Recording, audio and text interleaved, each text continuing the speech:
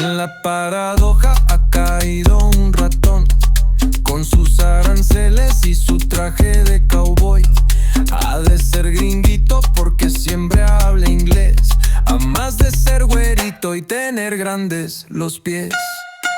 El ratón vaquero se sintió la piola, se inclinó el sombrero y me dijo a solas: What on earth is this world for a manly cowboy mouse? Hello, you can't get out, am I the catcher or the trout? Con que sí, ya se ve que no estás a gusto así, y aunque hables inglés no sirves para dirigir.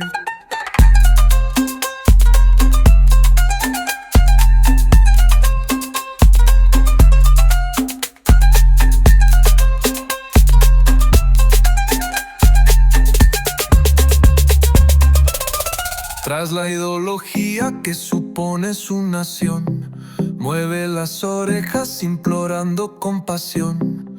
Dice el muy ladino que se va a reformar, y aunque hable en chino, ni así lo he de admirar. El ratón vaquero se puso altanero, maldijo en voz baja y cruzó los brazos. What the heck is this world for a manly cowboy mouse?